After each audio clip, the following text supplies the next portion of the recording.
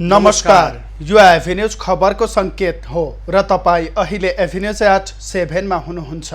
म सुभाष नेपाल। म विष्णु बसौला। प्रारम्भमा मूल खबर। पीसीआर शुल्क 24 घण्टाभित्र घटाउन निजी प्रयोगशालालाई सरकारको चेतावनी। अटेर गरे अनुमति खारेज गरिने। ल्याबहरूले बढी शुल्क लिएर परीक्षण गरिरहेको पाइएकाले उपत्यकामा 902 सहित थप 1559 जनामा कोरोना संक्रमण। सक्रिय संक्रमितको संख्या 20,891।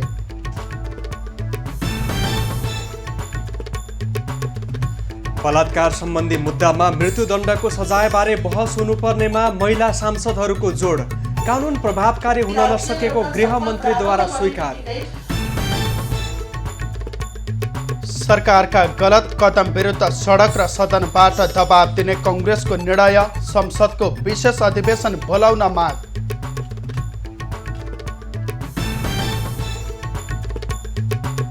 वामदेव गौतम विरुद्ध परेको रिट सुनवाई शुक्रबार हुने। संवैधानिक इजलासमा मुद्दा हेर्दा हेर्दैमा।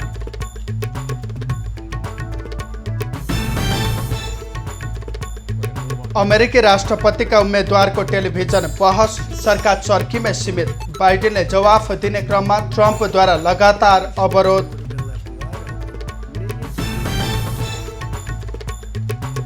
र बाबरी मस्जिद भत्काइएको घटना सम्बन्धी मुद्दामा सबै अभियुक्तलाई सफाई।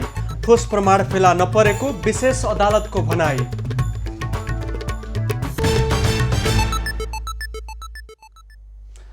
सुभाष, सरकारले तेस्रो पटक घटाएर पीसीआर परीक्षणको शुल्क 2000 बनाएको गत महिनाको 28 गते हो। तर निजी प्रयोगशाला र काठमाडौँभित्रकै चलेका प्रयोगशालाले 3900 देखि 4500 रुपियाँसम्म नागरिकबाट लिँदै आएका थिए।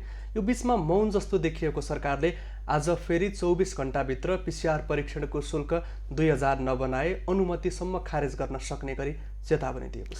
पक्कै पनि विष्णु यहाँले भने जस्तै सरकारले निर्णय गरेको यति लामो समयसम्म कार्यान्वयन हुन नसक्नु सरकारको नै कमजोरी देखिन्छ र यसरी लामो समयसम्म कार्यान्वयन नहुँदाखेरि यसको प्रत्यक्ष असर भने सर्वसाधारणलाई पर्दै आइरहेको छ। अब खबरको सिलसिला प्रारम्भ गरौँ कोरोना संक्रमण सम्बन्धी प्रसङ्गबाट। नेपालमा कोरोना भाइरस संक्रमितको संख्या 77,817 पुगेको छ। पछिल्लो 24 घण्टामा 1559 जनामा कोरोना संक्रमण पुष्टि भएसँगै संक्रमितको संख्या 77,817 पुगेको हो। पछिल्लो 24 घण्टामा 12,205 पीसीआर नमुना परीक्षण गर्दा 977 पुरुष र 582 महिलामा संक्रमण पुष्टि भएको हो। भदौ 24 गतेदेखि प्रत्येक दिन नेपालमा 1000 भन्दा बढी संक्रमित थपिँदै आएका छन्। थपिएका संक्रमितमा आधा भन्दा बढी काठमाडौँ उपत्यकाका रहेका छन्। काठमाडौँमा 697, ललितपुरमा 112 र भक्तपुरमा 93 गरी उपत्यकामा आज कुल 902 संक्रमित थपिएका छन्। त्यस्तै मोरङमा 98, सुनसरीमा 38, मकवानपुरमा 38, नवलपरासी पूर्वमा 45, बाँकेमा 27, रूपन्देहीमा 70, सुर्खेतमा 41, कैलालीमा 23 जनामा संक्रमण पुष्टि भएको छ। मोरङ, सुनसरी, सिराहा, काठमाडौँ, भक्तपुर, ललितपुर, चितौन र रूपन्देहीमा संक्रमितको संख्या 500 भन्दा बढी रहेको छ। मनाङ, मुस्ताङ, डोल्पा र मुगुमा संक्रमितको संख्या 0 रहेको छ। संक्रमण पुष्टि भएका मध्ये 20,891 जना आइसोलेसनमा रहेका छन्। तीमध्ये 10,804 जना होम आइसोलेसनमा र 10,087 जना संस्थागत आइसोलेसनमा रहेका छन्। संक्रमित मध्ये 201 जना सघन उपचार कक्ष र 30 जना भेन्टिलेटरमा छन्। पछिल्लो 24 घण्टामा थप 1057 जना कोरोना मुक्त भएका छन्। यो सँगै नेपालमा कोरोना मुक्त हुनेको संख्या 56,428 पुगेको छ। अहिले देशभरका क्वारेन्टिनमा 5,428 जना बसिरहेका छन्। कोरोना भाइरस संक्रमण पहिचानका लागि हालसम्म 10,21,503 वटा नमुना पीसीआर विधिबाट परीक्षण गरिएको छ। कोरोना भाइरस संक्रमणबाट थप 7 जनाको मृत्यु भएको छ। मृत्यु हुनेमा 5 पुरुष र 2 महिला रहेका छन्। सुनसरी, मोरङ, सप्तरी, काठमाडौँ र रूपन्देहीमा 1 पुरुषको मृत्यु भएको छ। त्यस्तै संक्रमणबाट काठमाडौँका 2 महिलाको मृत्यु भएको छ। यो सँगै नेपालमा कोरोनाका कारण ज्यान गुमाउनेको संख्या 498 पुगेको छ। सरकारले पिसिआर परीक्षण गर्दा तोकिएको भन्दा बढी शुल्क लिने प्रयोगशालालाई 24 घण्टाभित्र शुल्क घटाउन चेतावनी दिएको छ। बुधबार बसेको स्वास्थ्य मन्त्रालयको इन्सिडेन्ट कमान्ड सिस्टमले शुल्क समायोजन नगर्ने अस्पतालको दर्ता खारेज गर्ने निर्णय गरेको हो। गुणस्तर मापन तथा नियमन महाशाखाले दिएको प्रतिवेदन अनुसार 8 प्रयोगशालाले बढी शुल्क लिएको पाइएको उल्लेख गर्दै मन्त्रालयका प्रवक्ता डाक्टर जागेश्वर गौतमले 24 घण्टाभित्र शुल्क नघटाए अनुमति खारेजका लागि राष्ट्रिय जनस्वास्थ्य प्रयोगशालालाई निर्देशन दिने निर्णय भएको बताए।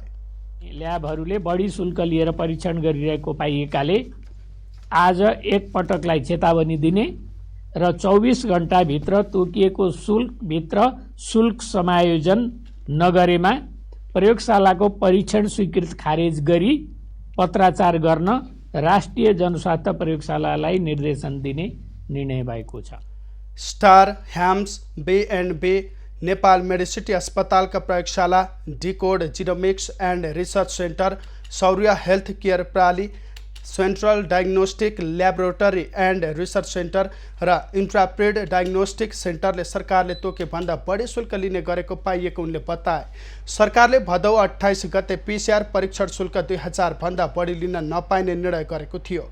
यी प्रयोगशालाले सरकारले तोकेको मूल्यमा परीक्षण गर्न नसक्ने भन्दै 3879 रुपैयाँमा पिसिआर परीक्षण गर्दै आएका छन्।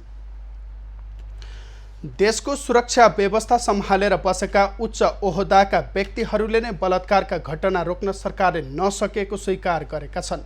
बलात्कारका घटनामा अधिकांश नजिकका व्यक्ति संलग्न हुने भएकाले रोक्न गाह्रो भएको उनीहरूको तर्क छ। सिंहदरबारमा बुधबार बसेको प्रतिनिधि सभा अन्तर्गतको राज्य व्यवस्था समिति बैठकमा गृहमन्त्री रामबहादुर थापाले बलात्कारका घटना रोक्न सरकारले अधिकतम प्रयत्न गरिरहेको भए पनि पछिल्लो समय औसतमा प्रत्येक दिन 6-7 जना बलात्कृत हुने गरेको देखिएको बताए। बलात्कार र हत्याका घटना न्यूनीकरणका लागि राज्यले कानून र नियम निर्माण गरे पनि प्रभावकारी हुन नसकेको थापाले स्वीकार गरे। पछिल्लो समय यस्ता मुद्दामा मेलमिलाप गराउनेलाई पनि कानूनी कारबाही गर्नुपर्ने कुरा उठेको जनाउँदै गृहमन्त्री थापाले उनीहरू विरुद्ध पनि कारबाही चलाइने स्पष्ट पारे। पनि यो स्थिति हुनु दुःखद नै हो र राज्यको तर्फबाट हामीले यस किसिमका घटनाहरू र प्रक्रियाहरूलाई न्यूनीकरण गर्ने र यसको रोकथामको निम्ति राज्यले आवश्यक कानुनहरू नियमहरू पनि बनाएको छ। त्यस्तै प्रहरी महानिरीक्षक शैलेन्द्र थापाले पछिल्लो समय बालिकामाथि यौन दुर्व्यवहारका घटना बढेको स्वीकार गरे। सम्झनाको बलात्कार तथा हत्याका आरोपी राजेन्द्र बोहराले अपराध स्वीकार गरेको संसदीय समितिलाई उनले जानकारी गराए। बलात्कारका घटनामा अधिकांश नजिकका व्यक्ति संलग्न हुने भएकाले रोक्न गाह्रो भएको महानिरीक्षक थापाको भनाइ छ। उनले कञ्चनपुरकी 13 वर्षीय निर्मला पन्तको बलात्कार र हत्या अनुसन्धान तीव्र रूपमा अगाडि बढिरहेको पनि उल्लेख गरे। उसले त्यो भन्दा पहिला पनि साउनको अन्ततिर एउटा अन्य किशोरीलाई जबरजस्ती करनी गरेको र त्यो कुरा गाउँ स्तरमै मिलापत्र भएर मिलाएको भन्ने कुरो आयो। त्यसपछि हामीले त्यो किशोरीको तर्फबाट पनि जाहेरी लिने काम गर्यौं र अहिले ऊ 2टा जबरजस्ती करनी र एउटा कर्तव्य ज्यान केसमा अदालतको आदेशले 15 दिनको म्याद थप भएर अनुसन्धान भइरहेको अवस्था छ। बैठकमा सांसदहरूले बलात्कारका घटनालाई मिलापत्र गराउने व्यक्ति तथा निकायहरूलाई बलात्कारको मतियारको रूपमा कारबाही गर्न एवं त्यसरी कारबाही गर्ने कानूनी व्यवस्था गर्न माग गरेका थिए। उनीहरूले विद्यमान कानूनहरूको कुनै पनि दबाव बहानाबाजी वा मनपरी नगरी दृढतापूर्वक कार्यान्वयन गर्न गृहमन्त्रीलाई सुझाव दिएका थिए।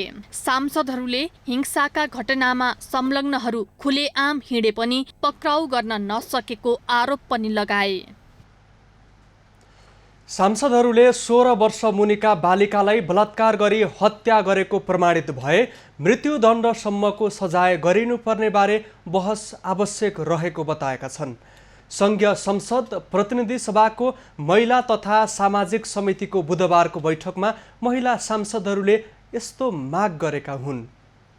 संविधानले मृत्युदण्डको परिकल्पना नगरेको र नेपालले अन्तर्राष्ट्रिय महासन्धिमा हस्ताक्षर गरेको भए पनि मृत्युदण्ड दिने नदिने विषयमा छलफल आवश्यक भएको उनीहरूको धारणा रहेको छ। कृषि सहकारी तथा प्राकृतिक स्रोत समितिले सभापति समेत रहेकी नेकपाकी सांसद पूर्णकुमारी सुवेदीले बलात्कार गरी हत्या गर्नेका लागि मृत्युदण्डकै सजायको कानुन बनाउनु पर्ने बताइन्। बलात्कार गरेर हत्या गर्नेहरूलाई हामीले मृत्युदण्डकै सजायको कानुन बनाउनु पर्छ। यद्यपि यस विषयमा छलफल गरौँ, भोलि हाम्रो समाज कस्तो बन्छ। नेकपाकी सांसद शान्ता चौधरीले बलात्कारीका सजायका बारेमा संविधान संशोधन र महासन्धिहरूमा पुनरावलोकन गरेर भए पनि जान सकिने विषयमा छलफल आवश्यक रहेको बताइन्। नेकपाकी सांसद बिन्दा पाण्डेले अन्तर्राष्ट्रिय महासन्धिमा हस्ताक्षर गरेकै आधारमा मृत्युदण्डको सम्बन्धमा छलफल गर्नै नहुने भन्ने विषय मान्न नसकिने बताइन्। अब हामी संविधान संशोधन गरेर हुन्छ कि होइन, जस्ता हाम्रा महासन्धिहरूलाई पुनरावलोकन गरेर हुन्छ कि, हुन त समस्या आउन सक्छ भनेर भनिसक्नु भएको छ अध्यक्षज्यूले होइन। जस्तो अब कतिपय महासन्धिहरू 10 वर्षमा रिन्यू गर्ने पनि प्रावधानहरू हुने गर्छ। नेपाली काङ्ग्रेसकी सांसद पुष्पा भुसालले अन्तर्राष्ट्रिय महासन्धि अनुसार नेपालले मृत्युदण्ड हुने गरी कानुन बनाउन नसक्ने भए पनि यो विषयमा छलफल आवश्यक रहेको बताइन्। 16 वर्ष मुनिका बालबालिकामाथि बलात्कारपछि हत्या गरेको प्रमाणित भएमा मृत्युदण्डका लागि छलफल हुने बित्तिकै महासन्धिको कुरा ल्याएर रोक्ने प्रयास गर्न नहुने उनको भनाइ थियो। बलात्कारपछि हत्या गरेका 16 वर्ष मुनिका बालबालिकाहरूको लागि जो मानवता विरुद्धको सङ्गीन मानवाधिकारको उल्लङ्घन भएको छ, त्यसको लागि मृत्युदण्डको लागि राज्यले एउटा छलफल प्रारम्भ गर्ने बित्तिकै हामी प्रोटोकलमा सही गरौँ भन्ने बित्तिकै हाम्रो देशको आवश्यकता हो कि होइन, अहिलेको अपराधको तथ्याङ्कले त्यसलाई आवश्यकता महसुस गरिराखेको छ कि छैन। बैठकमा सांसदहरूले बलात्कार जस्तो जघन्य अपराधपछि पीडक अलिकति दण्ड सजाय भोगेपछि पुनः ठाडो शिर लगाएर हिँड्न सक्ने तर पीडित झन पीडित हुने स्थितिको अन्त्य हुनका लागि पनि कडाभन्दा कडा कारबाहीको व्यवस्था गरी कानुन निर्माण गर्नुपर्ने बताएका छन्। कांग्रेस सभापति शेरबहादुर देउवालाई पार्टीभित्रैबाट सरकारसँग मिलेमतो गरेको आरोप लागेपछि सरकार विरुद्ध आक्रामक ढङ्गले प्रस्तुत हुने रणनीति कांग्रेसले बनाएको छ। यसले सदन र सडकबाट सरकारका गलत कदमको प्रतिवाद गर्ने निर्णय कांग्रेसले गरेको छ। कांग्रेस सभापति शेरबहादुर देउवाको निवास बुढानील कण्ठमा बुधबार बिहान बसेको संस्थापक पक्षीय शीर्ष नेताको बैठकले संसदको विशेष अधिवेशन माग गर्ने निष्कर्ष निकालेको हो। देउवा निवासमा उपसभापति द्वय विमलेन्द्र निधि, विजय कुमार गक्षेदार, महामन्त्री पूर्णबहादुर खड्का, महामन्त्री प्रकाश शरण महत लगायतका नेता बीच भएको छलफलले सदन र सडकबाट सरकारका गलत कदमको प्रतिवाद गर्ने गरी केन्द्रीय समितिबाट निर्णय गराउने सहमति गरेको छ। बैठकले असोज 19 गते केन्द्रीय कार्य समिति र संसदीय दलको बैठक बोलाएर संसदको विशेष अधिवेशन माग गर्ने निर्णय लिने छलफलको निष्कर्ष छ। संसदको विशेष अधिवेशन जनप्रतिनिधिहरू को बीचमा यस विषय छलफल हुनु पर्यो। हिजोको दिनमा पनि सरकारले हठात रूपमा संसद बन्द गर्यो। त्यस हुनाले विशेष अधिवेशन बोलाएर यो विषयमा छलफल गर्ने पनि माग गर्ने, त्यसको लागि संसदीय दलको पनि बैठक डाक्ने, केन्द्रीय समितिमा पनि कुराहरू चाहिँ प्रस्ताव लिएर जाने, सरकारको यो भ्रष्टाचार जन्य क्रियाकलाप, कोभिड नियन्त्रणको विषय र नागरिकको आर्थिक सामाजिक जुन चाहिँ दुरावस्था छ त्यो विषयलाई लिएर चाहिँ सरकारको विरुद्धमा विरोध कार्यक्रमहरू पनि गर्ने। कांग्रेस सभापति देउवालाई पार्टीभित्रैबाट सरकारसँग मिलोमतो गरेको आरोप लाग्दै आएको छ। संसदको विशेष अधिवेशन बोलाउन संसद सदस्यको 25% सदस्यहरू आवश्यक पर्छ। कांग्रेससँग 22% मात्र सांसद छन्। त्यसका लागि जनता समाजवादी पार्टीसँग छलफल गरेर जाने कांग्रेसको तयारी छ। गत असार 18 गते प्रधानमन्त्री केपी ओलीले आफ्नै पार्टी नेकपामा अल्पमतमा परेपछि संसदको अधिवेशन अन्त्यका लागि राष्ट्रपतिलाई सिफारिस गरेका थिए। राष्ट्रपतिले पनि त्यही दिन मन्त्रीपरिषदको सिफारिस अनुमोदन गरी संसदलाई अधिवेशन अन्त्य भएको जानकारी गराएकी थिइन्। नेपाल कम्युनिस्ट पार्टी नेकपाका उपाध्यक्ष वामदेव गौतमलाई राष्ट्रिय सभामा गरिएको नियुक्ति विरुद्ध परेको रिटमाथि सुनवाई शुक्रबारका लागि सरेको छ। नेकपाका उपाध्यक्ष वामदेव गौतमलाई राष्ट्रिय सभामा मनोनित गरेपछि उनी विरुद्ध परेको मुद्दामा प्रधान न्यायाधीश चोलेन्द्र शमशेर जबरा नेतृत्वको संवैधानिक इजलासले हेर्दैमा राखेको छ। आज निवेदकका तर्फबाट वरिष्ठ अधिवक्ता बद्रीबहादुर कार्की, हरिप्रसाद उप्रेती, निवेदक स्वयं वरिष्ठ अधिवक्ता दिनेश त्रिपाठी र अधिवक्ता पङ्कज कर्णले बहस गरेका थिए। त्यस्तै सरकारी वकिलका तर्फबाट बहस गर्न महान्यायाधिवक्ता अग्नि खरेल सहित 4 जना सहभागी भएका थिए। सरकारी वकिलपछि गौतमका वकिलहरूको बहस गर्ने पालो रहेको थियो। वरिष्ठ अधिवक्ता दिनेश त्रिपाठी र अधिवक्ता बद्रीराज भट्टले गौतम संसद सदस्य बन्न अयोग्य भएको दाबी गर्दै रिट हालेका थिए। बहस हुँदाहुँदै समय सकिएपछि मुद्दा शुक्रबारलाई सरेको सर्वोच्च अदालतका सहायक प्रवक्ता देवेन्द्र ढकालले जानकारी दिएका छन्। सुभाष, लकडाउनले गर्दा सबैभन्दा धेरै प्रभाव परेका क्षेत्रमध्येको पर्यटन क्षेत्र पनि एउटा हो। अन्य क्षेत्र बिस्तारै सामान्यकरणको अवस्थामा रहिरहँदा पर्यटन क्षेत्र अझै प्रभावित अवस्थामा छ। सरकारले हप्तामा 2 दिन बिदा दिने सहितका विभिन्न किसिमका कार्यक्रम र योजना सार्वजनिक गरे पनि सम्बन्धित पक्षसम्म भने अझै पुगेको छैन। पक्कै पनि विष्णु यहाँले भने जस्तै पर्यटन क्षेत्र मात्र नभइकन अन्य क्षेत्र पनि यति बेला चाहिँ चलायमान अवस्थामा आइरहँदाखेरि पर्यटन क्षेत्र आउन सकेको छैन एकातर्फ भने, अर्कोतर्फ पर्यटन क्षेत्रमा आबद्ध कर्मचारीहरू आफूहरूको पारिश्रमिक लगायत आफ्नो भविष्य अन्यलमा पर्यो भनेर सरकारले त्यसलाई बेवास्ता गरेको, आफूहरूको कुरा सुनवाई नगरेको भनेर पटक पटक आन्दोलित हुँदै आएका छन्। र यसै सम्बन्धी थप खबर, पर्यटन मजदुरहरूले बुधबार पर्यटन बोर्ड अगाडि धरना दिएका छन्। कोरोनाका कारण रोजगारी गुमाएका पर्यटन मजदुरहरूलाई राज्यले उपेक्षा गरेको भन्दै पर्यटन मजदुरहरू आन्दोलित भएका हुन्। लामो समयदेखि श्रम गर्न नपाएर भोकै पर्ने स्थिति आउँदा समेत सरकारले आफूहरूको माग सुनवाई नगरेकाले आन्दोलनमा उत्रिन बाध्य भएको उनीहरूको भनाइ छ। पर्यटन बोर्ड, पर्यटन विभाग र टानसँग आफ्ना समस्या पटक पटक राख्दा समेत सुनवाई नभएकाले कडा आन्दोलनमा उत्रिन सक्ने चेतावनी समेत दिएका छन्। अहिले मजदुरको निम्ति खर्चिनुपर्छ भन्ने हाम्रो माग हो। यसलाई व्यवस्था गरियो र राजनीतिक हिसाबमा लगेर फेरि यसलाई चाहिँ अरू आफ्नो भातृ सङ्गठनलाई दियो भने हामी खबरदारी गर्छौँ। हामी यसको लागि चाहिँ लड्छौँ, हामी ताला चाबी लाउँछौँ र चाहिँ हामी सम्बन्धित निकाय र परिआयो भने हामी अन्तर्राष्ट्रिय स्तरसम्म हामी कानुनी हिसाबमा अगाडि बढ्छौँ। 5 वर्ष यता मजदुर कल्याणकारी कोषमा जम्मा गर्दै आएको रकम 15 करोड रुपैयाँ पुगेको, तर त्यही रकम पनि सरकारी निकायले मजदुरको हितमा खर्च गर्न आनाकानी गरेको उनीहरूको गुनासो रहेको छ। काठमाडौँ महानगरपालिकाले कालोबजारी गर्ने 26वटा पसललाई कारबाही गर्न सिफारिस गरेको छ। महानगरपालिकाले विगत 22 दिनमा गरेको बजार अनुगमनमा कालोबजारी गर्ने 26वटा पसलहरू भेटिएकाले ती पसलहरूलाई कारबाही गर्न सिफारिस गरेको हो। कोरोना महामारीको मौका छोपेर व्यापारीहरूले उपभोक्ता ठग्ने गरेको गुनासो आएपछि अनुगमन गरेको महानगरले उपत्यकाभित्रका विभिन्न पसल सञ्चालकलाई कारबाही गर्न वाणिज्य, आपूर्ति तथा उपभोक्ता संरक्षण विभागलाई सिफारिस गरेको हो। महानगरपालिकाले काठमाडौँको मुख्य तरकारी तथा फलफुल बजार क्षेत्र कालीमाटी, बल्खु, नक्साल, तिनकुने, मनोहरा, माछापोखरी र कुलेश्वरमा अनुगमन गरेको थियो। अनुगमन समितिको उपप्रमुख भनेर मैले कहिले पनि त्यो दर्जालाई आफ्नो ठाउँमा राखेर म पनि आफू पनि स्वयं सडकसम्म गएर चाहिँ यो अनुगमन चाहिँ गर्न गएको तपाईहरुलाई जानकारी नै छ। महानगरले अनुगमनका क्रममा म्याद गुज्रिएको सामान बेच्ने 11वटा पसललाई करिब 11 लाख रुपैयाँ बराबरको सामान बरामद गरी नष्ट गरेको छ। यस्तै खुद्रा व्यापार गर्ने 73वटा पसललाई 7 दिनभित्र दर्ता प्रक्रियामा आउन पनि निर्देशन दिइएको छ।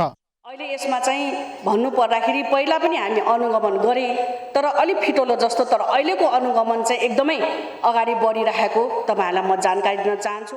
महानगरले 22 दिनको अवधिमा मूल्य र गुणस्तरमा उपभोक्ता ठगी गर्ने कालीमाटी तरकारी तथा फलफुल बजारका 2 र बल्खु तरकारी तथा फलफुल बजारका 2 गरी कुल 4 जना व्यापारी कालोबजारीको कसुरमा न्यायिक हिरासतमा रहेको पनि जनाएको छ। उनीहरूले 46 रुपैयाँमा खरिद गरेको प्याज कृत्रिम अभाव सिर्जना गरी 130 रुपैयाँमा बिक्री वितरण गरेको पाइएको थियो। प्याजमा कृत्रिम अभाव सिर्जना गरी कालोबजारी गर्ने व्यापारीहरूले उद्योग, वाणिज्य तथा आपूर्ति मन्त्री लेखराज भट्टलाई समेत ठगी गरेका थिए। उनीहरूबाट बरामद गरिएको 13,268 किलो प्याज खाद्य व्यवस्था तथा व्यापार कम्पनी मार्फत प्रति केजी 60 रुपैयाँको प्रति व्यक्ति 3 किलोसम्म खरिद गर्न पाउने गरी बिक्री गरिएको थियो। बीपी कोइराला स्वास्थ्य विज्ञान प्रतिष्ठान धरानका कोरोना संक्रमित उपकुलपति डाक्टर ज्ञानेन्द्र गिरीले आइसोलेसनबाटै अवैध काम गर्न थालेपछि अख्तियार दुरुपयोग अनुसन्धान आयोगले छानबिन थालेको छ। सरकारी पदमा बहाल भएको कोरोना संक्रमित व्यक्तिले संक्रमण निको नभइन्जेलसम्म कुनै पनि काम कारबाही गर्न नपाउने नियमलाई अवज्ञा गर्दै गिरीले कर्मचारी नियुक्ति, सरुवा र बिना टेन्डर औषधि उपकरण खरिद गरेपछि अख्तियार प्रतिष्ठानमा छानबिन सुरु गरेको हो। लकडाउनको समयमा स्वास्थ्य मन्त्री भानुभक्त ढकालले नियुक्त गरेका उपकुलपति गिरीले प्रतिष्ठानको नियमावली विपरीत काम गर्न थालेपछि अख्तियारमा उजुरी परेको थियो।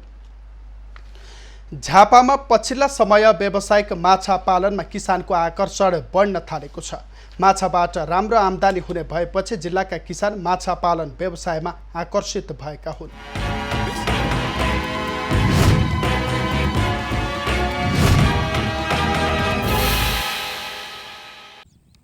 पछिल्लो समय झापा जिल्लामा व्यावसायिक माछा पालनमा किसानको आकर्षण बढ्न थालेको छ। थोरै संख्यामा सीमित रहेको जिल्लामा अहिले व्यावसायिक रूपमै माछा पालन गर्ने किसानको संख्या बढ्दै गएको हो। माछा पालनबाटै आम्दानी राम्रो हुन थालेपछि खेती योग्य जमिनमा माछा पालन व्यवसाय गर्नेहरूको संख्या बढिरहेको छ। परम्परागत खेतीको तुलनामा माछा पालन व्यवसायबाट बढी नाफा हुने भएका कारण किसानको आकर्षण माछा पालन व्यवसायमा देखिएको हो। भारतबाट आउने मरेको माछा भन्दा जिउँदो माछाको स्वाद मिठो र स्वास्थ्यका लागि लाभदायक हुने भएपछि उपभोक्ता माछा खरिदका लागि पोखरीमै पुग्ने गरेको किसानको भनाइ छ। जिउँदो माछा नै सबैले मन पराएको कारणले यो आइसमा फर्मालिनमा राखेर ल्याएको अब चाहिँ 10-15 दिनदेखिको माछा खानाबाट मान्छेहरू अलिकति तिरस्कृत हुँदै गएको अवस्थाले गर्दाखेरि चाहिँ आयात कम त्यो कारणले पनि एउटा भएको छ। अर्को कुरा चाहिँ यहीँको स्थानीय उत्पादन वृद्धि भएको कारणले पनि चाहिँ उत्पादनले पुग्न लागेको अवस्था छ। माछा व्यवसाय विस्तार भए पनि मत्स्य बीज उत्पादन, वितरण, आयात निर्यातलाई नियमन गर्न मत्स्य बीज ऐन नहुँदा कम गुणस्तरका मत्स्य बीजको प्रयोगले माछाको उत्पादन वृद्धि नभएको गुनासो गरेका छन्। राम्रो आम्दानी हुँदाहुँदै पनि सरकारले माछाको लागि आवश्यक दाना र माछाका भुरा उपलब्ध गराउन नसक्दा किसानले भारतकै भर पर्नुपर्ने अवस्था छ। साथै किसानका लागि आवश्यक प्राविधिक उपलब्ध गराउन माग गरे पनि सरकारले नसुनेको किसानको गुनासो छ।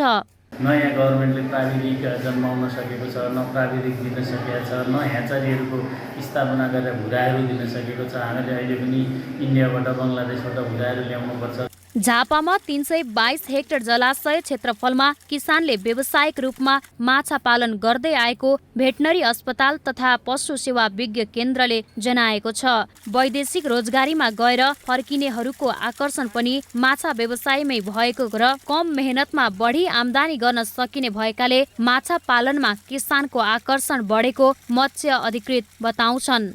माछा पालनमा चाहिँ अलि व्यवसायीकरण भइसकेको थिएन। अहिले 2-3 वर्ष अगाडिदेखि चाहिँ अहिले नेपाल सरकारले पनि अब अहिले त प्रदेश सरकारले पनि मत्स्य विकास कार्यक्रमहरू राख्न सुरु भएको छ। क्षेत्र विस्तार, पुरानो पोखरी मर्मत सुधार कार्यक्रमहरू र पुरानो पोखरीहरू पनि अहिले सुदृढीकरण भएको छ। र त्यसको साथसाथै अहिले विदेशबाट फर्किने हाम्रो युवा साथीहरू र यी पनि शिक्षित बेरोजगार साथीहरूले पनि अहिले माछापट्टि चाहिँ बढी इन्ट्रेस्ट देखाउन थाल्नुभएको छ। प्रधानमन्त्री कृषि आधुनिकीकरण परियोजना अन्तर्गत झापामा कचन कवल गाउँपालिका, गौरादह नगरपालिका र हल्दीबारी गाउँपालिकामा गरी माछा ब्लक कार्यक्रम सञ्चालन भइरहेको छ। यी 3 ठाउँमा मात्र 9 हेक्टरमा नयाँ पोखरी खनिएको छ भने 16 हेक्टर पुरानो पोखरीको मर्मत सुधार गरिएको र यी 3वटा ब्लकमा 75 लाख रुपैयाँ अनुदान बाँडेको छ। जिल्लामा 951 परिवार संख्याले 1700 पोखरीमा व्यावसायिक माछा पालन गर्दै आएका छन्। जिल्लामा अघिल्लो आर्थिक वर्ष 1169 मेट्रिक टन माछा उत्पादन भएको थियो। सन्तोष नेउपाने, झापा।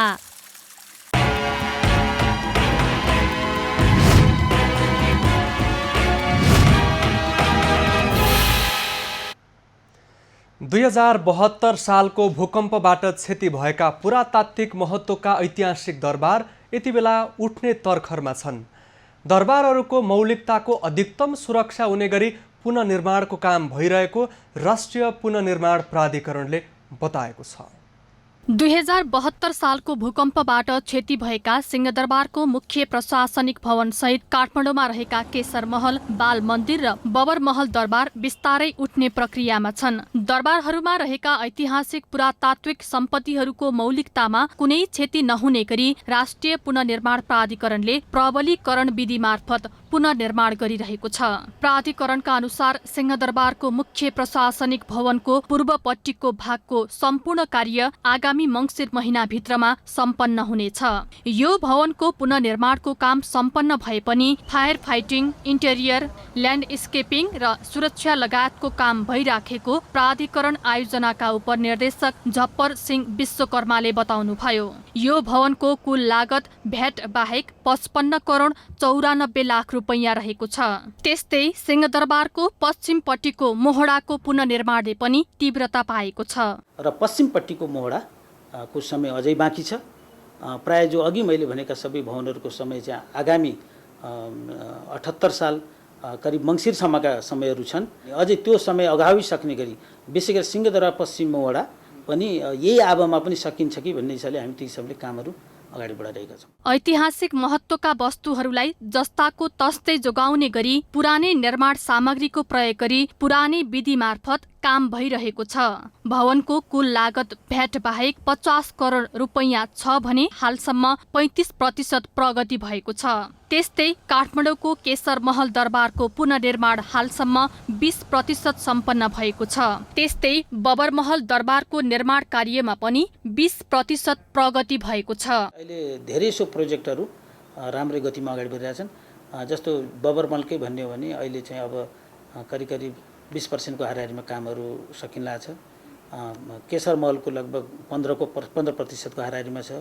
त्यसै गरी बाल मन्दिरको पनि 15% को हाराहारीमा छ।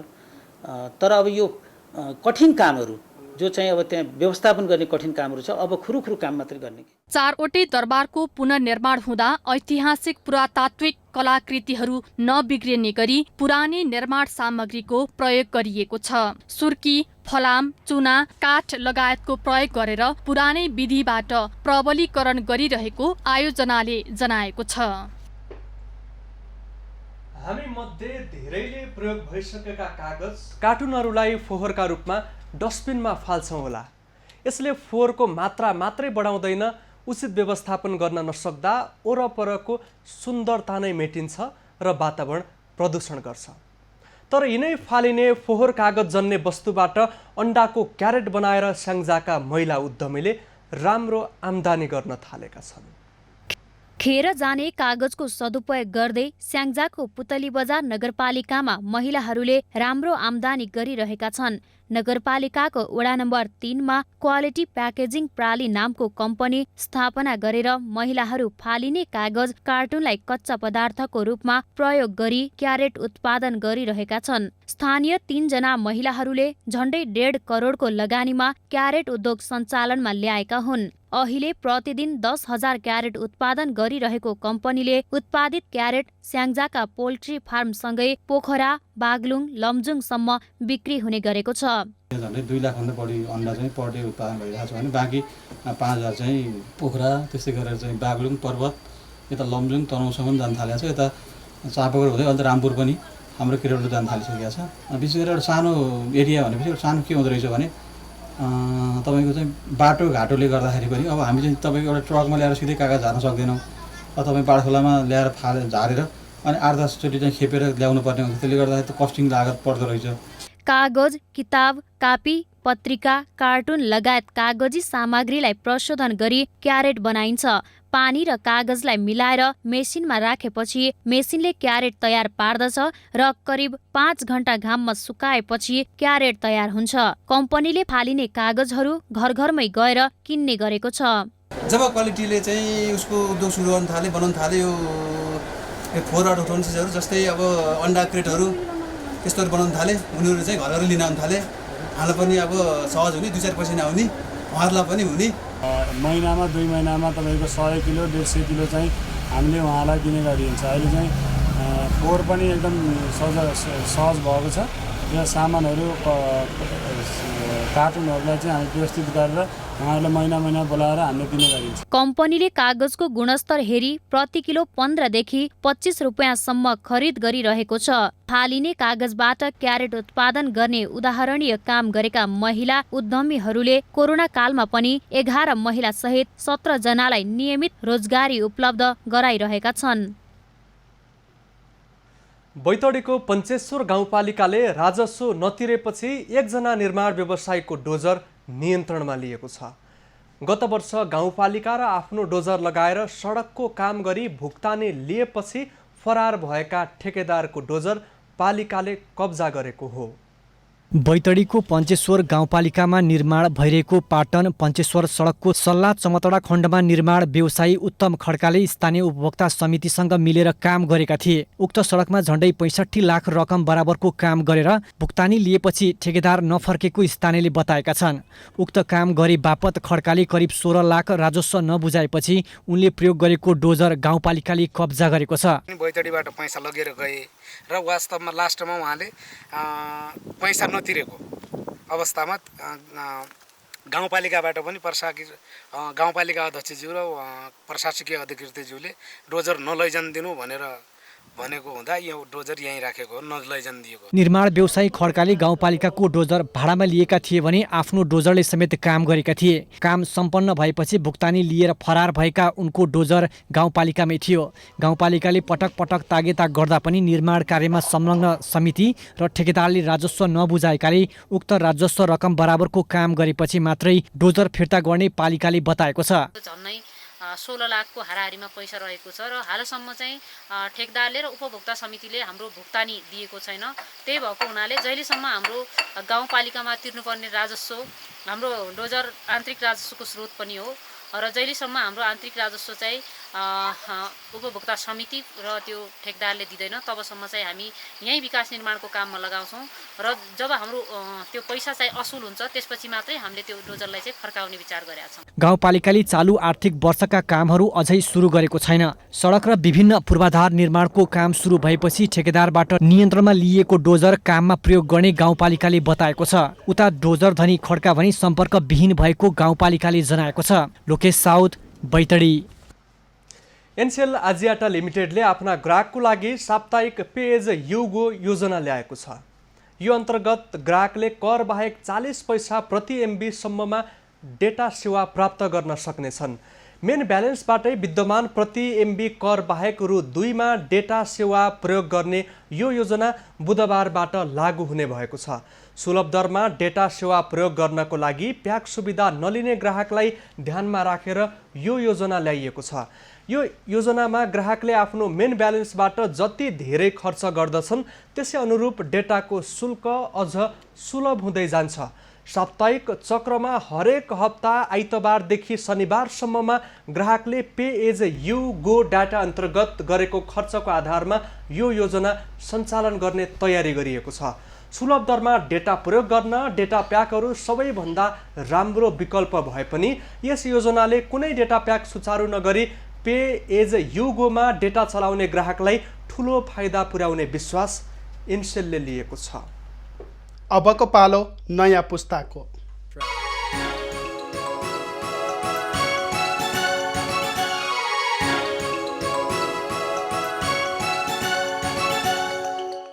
नमस्ते, नयाँ पुस्तामा तपाईलाई स्वागत छ।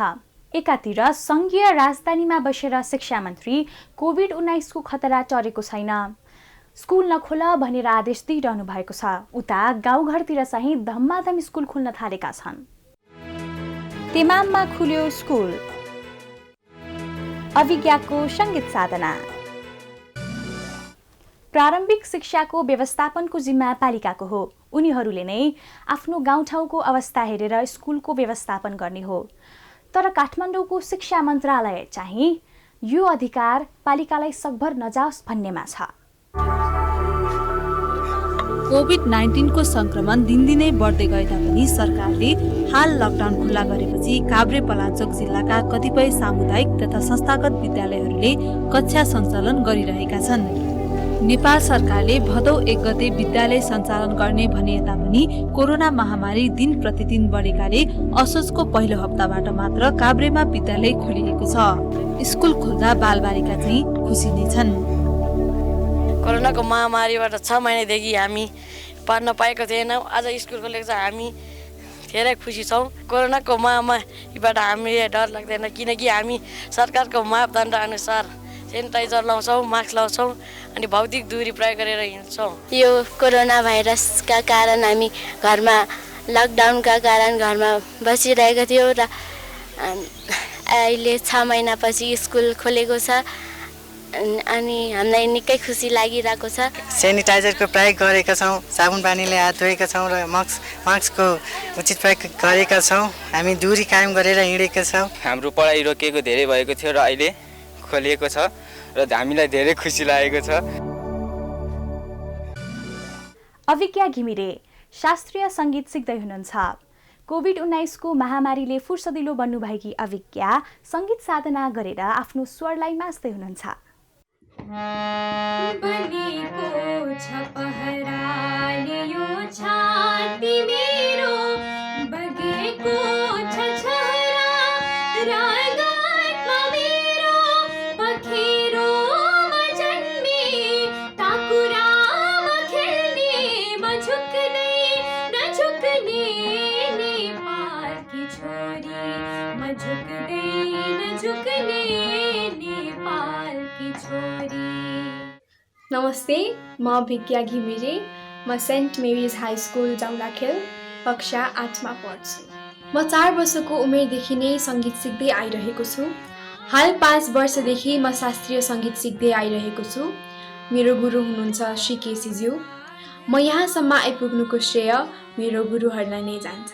किरातेश्वर सङ्गीत आश्रमद्वारा आयोजित वार्षिक बाल शास्त्रीय सङ्गीत प्रतियोगिता 2074 सालमा गायनतर्फ म प्रथम स्थान हासिल गर्न सफल भएँ। अहिले कोभिड-19 को बेला मसँग प्रस्तुति समय भएको कारणले गर्दा बिहान र बेलुकाको समय म मेरो रियाजतर्फ नै दिइरहेको छु। मेरो म्युजिक क्लासेसहरू पनि अहिले अनलाइन मार्फत नै भइरहेको छ र मेरो साङ्गीतिक प्रस्तुतिहरू पनि अनलाइन मार्फत नै भइरहेको छ। पोहोर साल खुसी फाटा जतन गरी मनले टाले, त्यही साल माया फाट्यो त्यसलाई पनि मनले टाले। यसपालि त मनै फाट्यो केले सिउने केले टाल्ने हो। यसपालि त मनै फाट्यो केले सिउने केले टाल्ने हो। गाउनका साथसाथै मलाई गिटार हार्मोनियम बजाउन पनि मनपर्छ। मलाई फोटोग्राफीमा पनि इन्ट्रेस्ट छ र म फोटोग्राफीको क्लासेसहरू पनि अटेन्ड गरिरहेको छु र मलाई राइटिङ्सहरू पनि गर्न मनपर्छ। आमालाई भान्सामा सहयोग गर्छु अनि करेसाबारीमा गएर काम पनि गर्छु। मैले विभिन्न स्थानहरूमा आफ्नो साङ्गीतिक प्रस्तुतिहरू दिइसकेको छु र भविष्यमा गएर मलाई एउटा सफल गायिका बन्ने इच्छा छ। श्यामा सुन्दर रूप मना मोहन श्याम। तपाईसँग पनि यस्ता कथा छन् भने हामीलाई पठाउन सक्नुहुन्छ। नयाँ पुस्तासँग युट्युब, फेसबुक अनि इन्स्टाग्राममा पनि कुराकानी गर्न सक्नुहुन्छ। आजलाई बाई।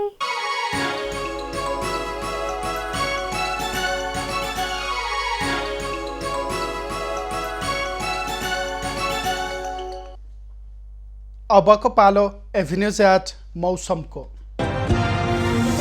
एभिन्यूज एट मौसमको साथमा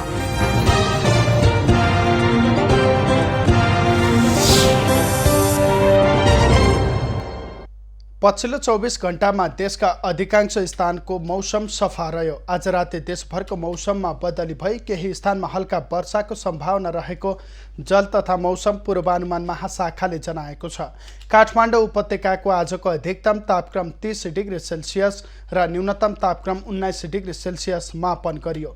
आज देशभरको मौसम कस्तो रह्यो त हेरौँ देशका विभिन्न स्थानको मौसमी अवस्था।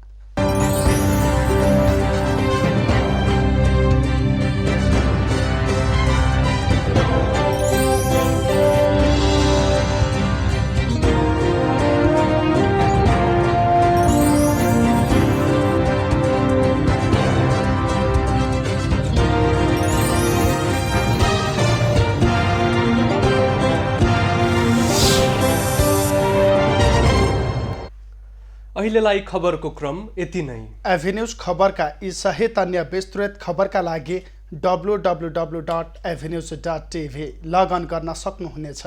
युट्युब, फेसबुक र ट्विटरमा पनि हामीलाई फलो गर्न सकिनेछ। खबर भित्रको खबरका लागि हेर्दै रहनुहोला एभेन्यूज खबर। नमस्कार।